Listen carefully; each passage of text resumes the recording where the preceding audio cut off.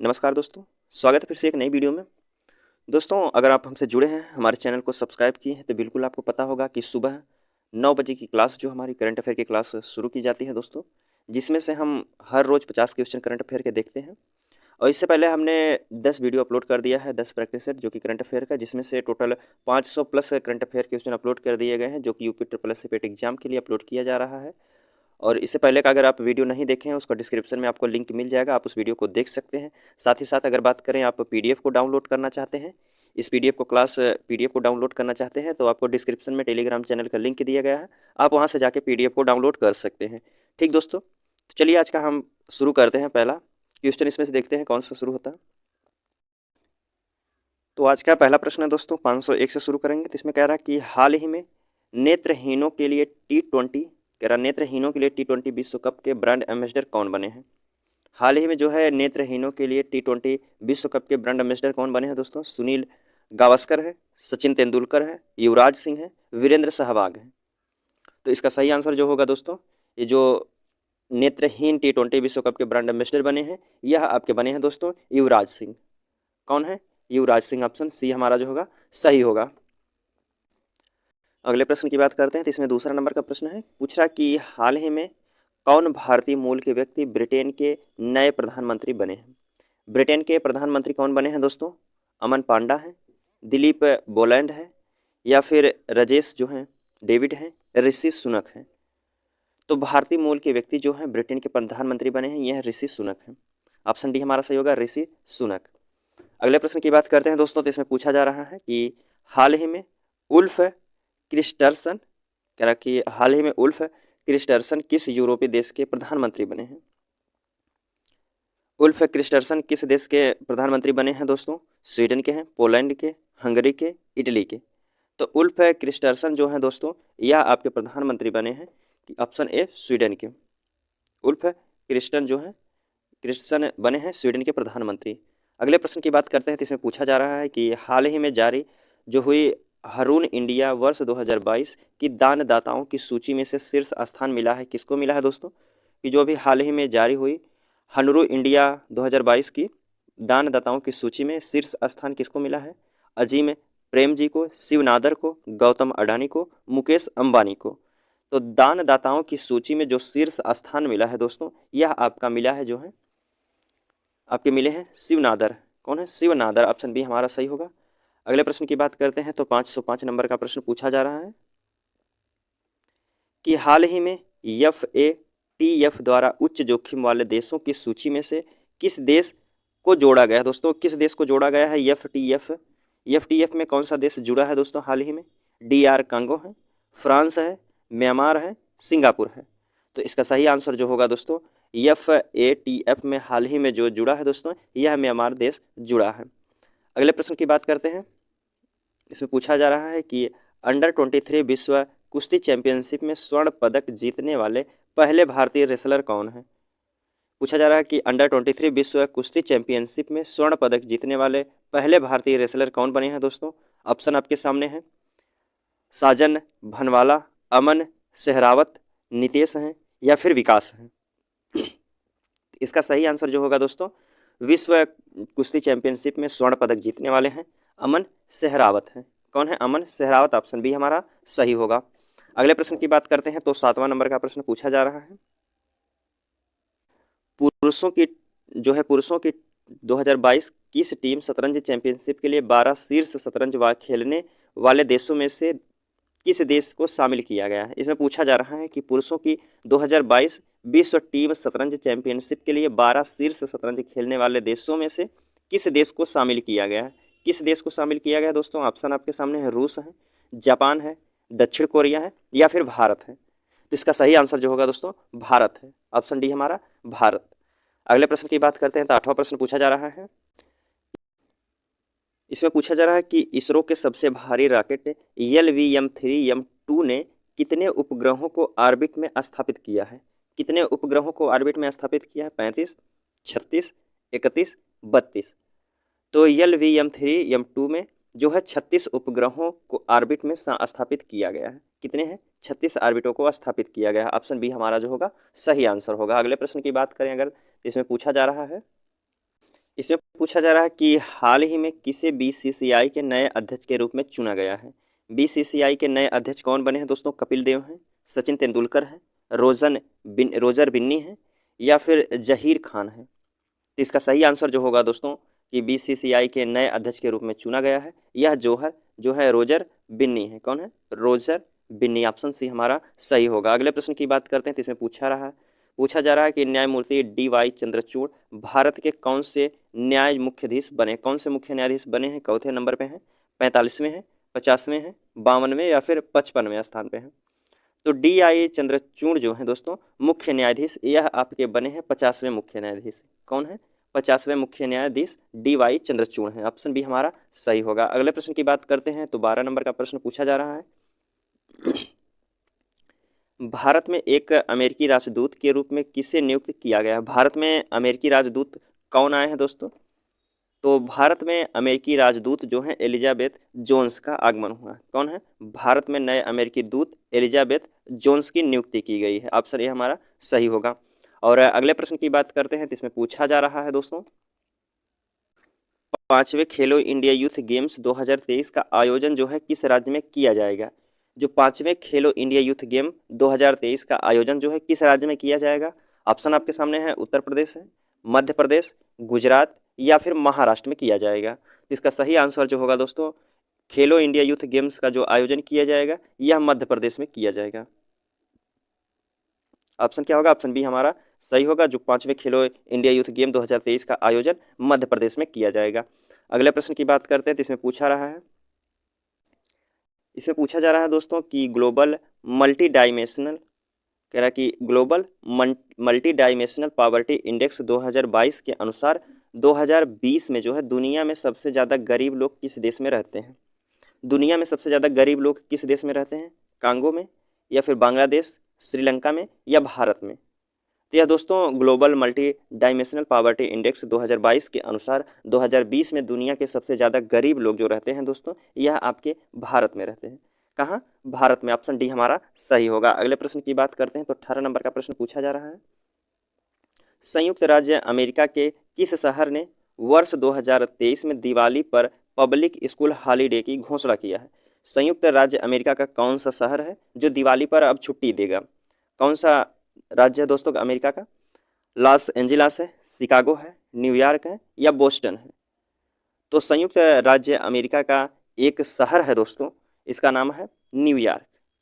संयुक्त राज्य अमेरिका के एक शहर है न्यूयॉर्क। यह 2023 में दिवाली पर भी स्कूल हॉलीडे की घोषणा किया है। ऑप्शन सी हमारा जो होगा सही होगा। अगले प्रश्न की बात करते हैं। तो इसमें पूछा जा रहा है दोस्तों कि बंधन बैंक के नए ब्रांड एम्बेसडर कौन नियुक्त किए गए हैं? बंधन बैंक के जो है नए ब्रांड एम्बेसडर कौन नियुक्त किए गए हैं? ऑप्शन आपके सामने अमिताभ बच्चन है, अक्षय कुमार है, वीरेंद्र सहवाग है, सौरभ गांगुली हैं। तो इसका सही आंसर जो होगा दोस्तों, बंधन बैंक के नए ब्रांड एम्बेसडर नियुक्त किए गए हैं सौरभ गांगुली हैं। ऑप्शन डी हमारा सही होगा। अगले प्रश्न इसमें पूछा जा रहा है दोस्तों कि अब्दुल लतीफ़ रशीद जो हैं, अब्दुल लतीफ़ रशीद किस देश के नए राष्ट्रपति बने हैं? अब्दुल लतीफ़ रशीद जो है किस देश के नए राष्ट्रपति बने हैं? ऑप्शन आपके सामने ईरान के, इराक के, अजरबैजान के या फिर सीरिया के बने हैं। तो अब्दुल लतीफ़ रशीद जो हैं दोस्तों यह आपके बने हैं इराक के नए राष्ट्रपति हैं। कहाँ के हैं? इराक के नए राष्ट्रपति। अगले प्रश्न की बात करते हैं दोस्तों। 22 नंबर का प्रश्न पूछा जा रहा है कि किस कार निर्माता कंपनी ने भारत की पहली fuel flex engine car launch की है? भारत की कौन सी कंपनी है दोस्तों पहली कंपनी जो fuel flex engine car launch किया है दोस्तों? तो यह लॉन्च करने वाली जो कंपनी है टोयोटा है। कौन है? टोयोटा। ऑप्शन डी हमारा सही होगा। अगले प्रश्न की बात करते हैं। तो 23 नंबर का प्रश्न पूछा जा रहा है इसमें कि हाल ही में कौन भारत का पहला सूर्य ऊर्जा संचालित गांव बना है? सूर्य ऊर्जा संचालित गांव कौन सा बना है दोस्तों? खुड़ी है जो कि राजस्थान में, मोढेरा गुजरात में, नोखा महाराष्ट्र में या फिर मिंगरी कर्नाटक में है। तो भारत का पहला सौर ऊर्जा संचालित जो गांव बना है दोस्तों मोढेरा है। कौन है? मोढेरा, जो कि गुजरात में पड़ता है। ऑप्शन बी हमारा सही होगा। अगले प्रश्न की बात करते हैं। तो 24 नंबर का प्रश्न पूछा जा रहा है इसमें कि किस राज्य ने सबसे अधिक प्रदूषण फैलाने वाली औद्योगिक इकाइयों को सूचीबद्ध करने वाली वेबसाइट शुरू किया है? कौन सा राज्य है जो सर्वाधिक प्रदूषण फैलाने वाली औद्योगिक जो इकाइयों को सूचीबद्ध करने वाली वेबसाइट बनाया है दोस्तों? उत्तर प्रदेश है, छत्तीसगढ़, मध्य प्रदेश या झारखंड है? इसका सही आंसर जो होगा दोस्तों झारखंड है। ऑप्शन डी हमारा सही होगा। अगले प्रश्न की बात करते हैं तो इसमें पूछा जा रहा है कि विश्व सांख्यिकी दिवस कब मनाया जाता है? जो विश्व सांख्यिकी दिवस मनाया जाता है 19 अक्टूबर को मनाया जाता है, 15 अक्टूबर को, 22 अक्टूबर को या फिर 20 अक्टूबर को मनाया जाता है? तो जो मनाया जाता है दोस्तों यह विश्व सांख्यिकी दिवस मनाया जाता है 20 अक्टूबर को मनाया जाता है। ऑप्शन डी हमारा सही होगा। अगले प्रश्न की बात करते हैं तो 26 नंबर का प्रश्न पूछा जा रहा है, भारतीय राष्ट्रीय कांग्रेस के अध्यक्ष के रूप में किसे नियुक्त किया गया है? जो भारतीय राष्ट्रीय कांग्रेस के अध्यक्ष के रूप में किसे चुना गया है दोस्तों? ऑप्शन आपके सामने है, मल्लिकार्जुन खड़गे हैं, सोनिया गांधी हैं, शशि थरूर हैं, प्रियंका गांधी हैं, इसमें प्रियंका लिखा है। तो कौन है दोस्तों भारतीय राष्ट्रीय कांग्रेस के अध्यक्ष के रूप में चुने गए हैं? यह चुने गए हैं आपके जो हैं मल्लिकार्जुन खड़गे हैं। कौन है? मल्लिकार्जुन खड़गे। ऑप्शन ए हमारा सही होगा। अगले प्रश्न की बात करें तो इसमें 27 नंबर का प्रश्न पूछा जा रहा है कि हाल ही में किस महिला क्रिकेटर को सितंबर 2022 के लिए ICC player of the month सम्मान मिला है?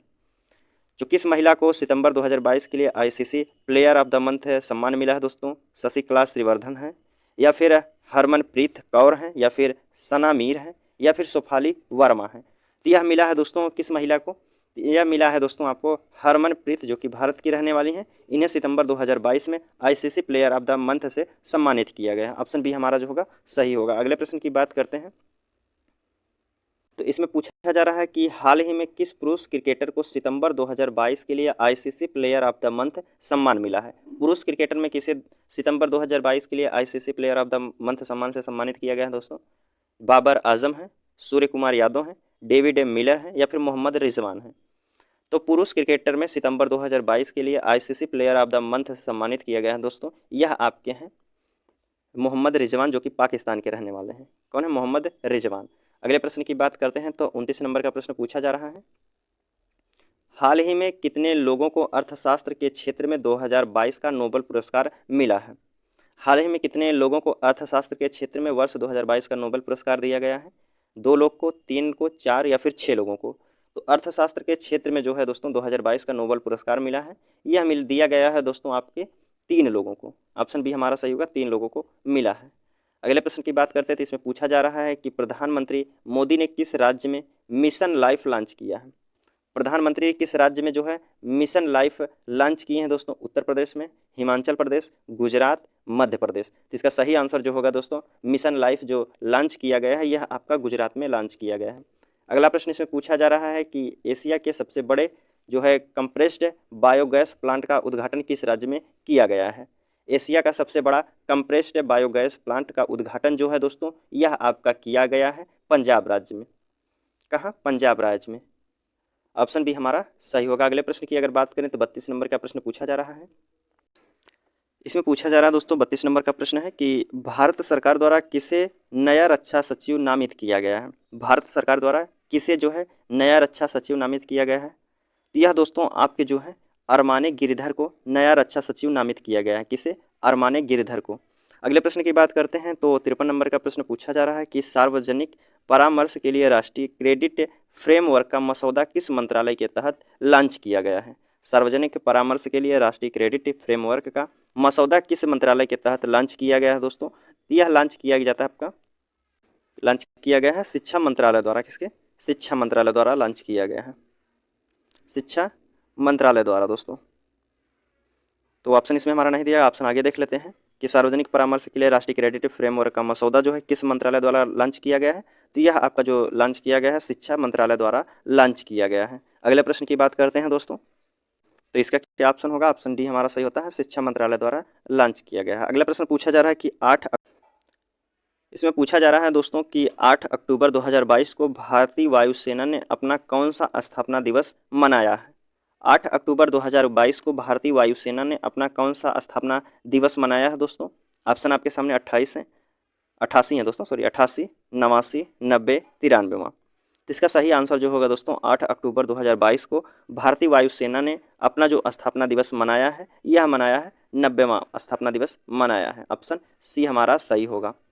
अगले प्रश्न की बात करते हैं तो 35 नंबर, इसमें पूछा जा रहा है कि हाल ही में किसे वर्ष 2022 का साहित्य का नोबेल पुरस्कार मिला है? किसको मिला है दोस्तों 2022 का साहित्य नोबेल पुरस्कार? मैक्स फोर्ड हैं, मिनी चार्ल्स हैं, एनी जो है एनी एनोक्स हैं या फिर डेमी जुल हैं।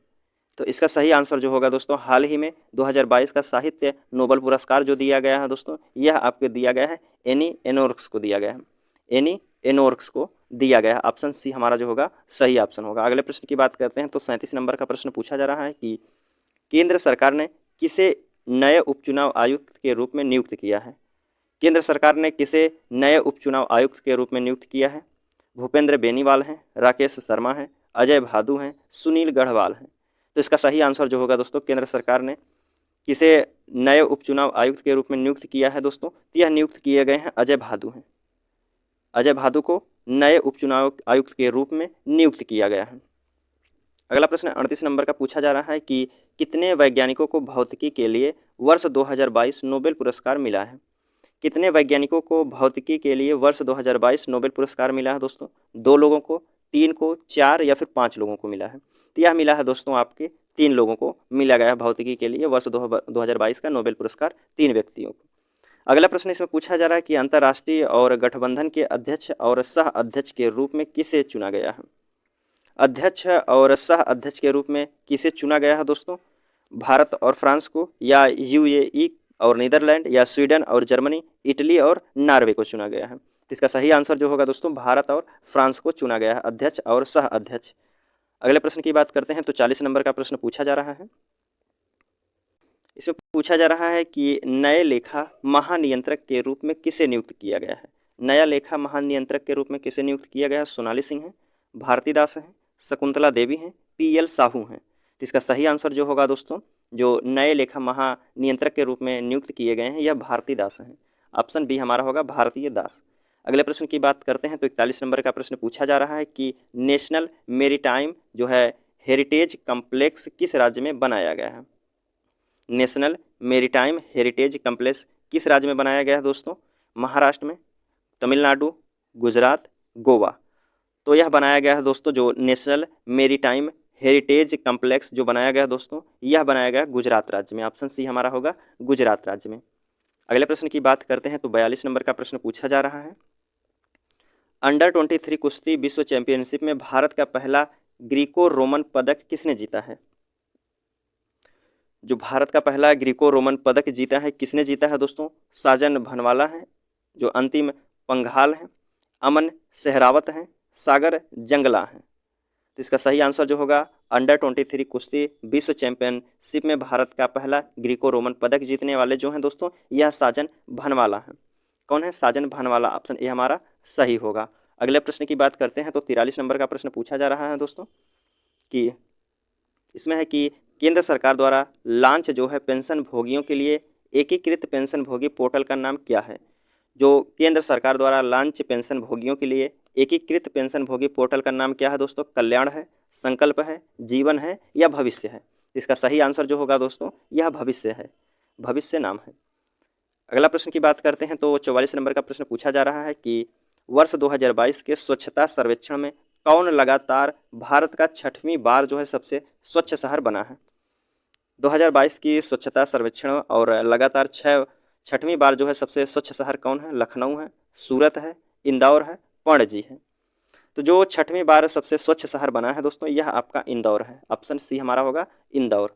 अगले प्रश्न की बात करते हैं तो 45 नंबर का प्रश्न पूछा जा रहा है कि केंद्रीय रिजर्व पुलिस बल सीआरपीएफ के नए महानिदेशक कौन बने हैं। सीआरपीएफ के नए महानिदेशक कौन बने हैं दोस्तों? तो यह बने हैं आपके, ये बने हैं सुजाय लाल थाउसेन है। कौन है? सुजाय लाल थाउसेन। ऑप्शन ए हमारा सही होगा। अगले प्रश्न की बात करते हैं तो इसमें पूछा जा रहा है दोस्तों कि ये हाल ही में किसे चिकित्सा के क्षेत्र में वर्ष 2022 का नोबेल पुरस्कार मिला है। हाल ही में किसे चिकित्सा के क्षेत्र में वर्ष 2022 का नोबेल पुरस्कार मिला है दोस्तों? किसे दिया गया है? ऑप्शन आपके सामने है, एले जोल्स हैं, या फिर जॉर्ज मैथ्यूज हैं, स्वांते पाबो हैं, एंडी बुकर हैं। तो इसका सही आंसर जो होगा दोस्तों, हाल ही में चिकित्सा के क्षेत्र में 2022 का नोबेल पुरस्कार जो मिला है दोस्तों, यह स्वाते पाबो को दिया गया है। कौन है? स्वांते पाबो को। ऑप्शन सी हमारा सही होगा। अगले प्रश्न की बात करते हैं तो 47 नंबर का प्रश्न पूछा जा रहा है कि हाल ही में दिए गए 68वें राष्ट्रीय फिल्म पुरस्कारों में से किससे सर्वश्रेष्ठ अभिनेत्री पुरस्कार मिला है। 68वें जो राष्ट्रीय फिल्म पुरस्कारों में से सर्वश्रेष्ठ अभिनेत्री पुरस्कार किसे मिला है दोस्तों? दीपिका पादुकोण है, सोनम कपूर हैं, श्रद्धा कपूर है या फिर अपर्णा बालमुरली हैं। तो इसका सही आंसर जो होगा दोस्तों, सर्वश्रेष्ठ अभिनेत्री पुरस्कार जो मिला है दोस्तों, यह आपको मिला है अपर्णा बालमुरली को मिला है। ऑप्शन डी हमारा सही होगा। अगले प्रश्न की बात करते हैं, तो इसमें पूछा जा रहा है कि हाल ही में जारी वर्ष 2022 के वैश्विक नवाचार सूचकांक में भारत को कौन सा स्थान मिला है। जो वैश्विक नवाचार सूचकांक में भारत को कौन सा स्थान मिला है, 45वां, 40वां, 49वां या फिर 93वां।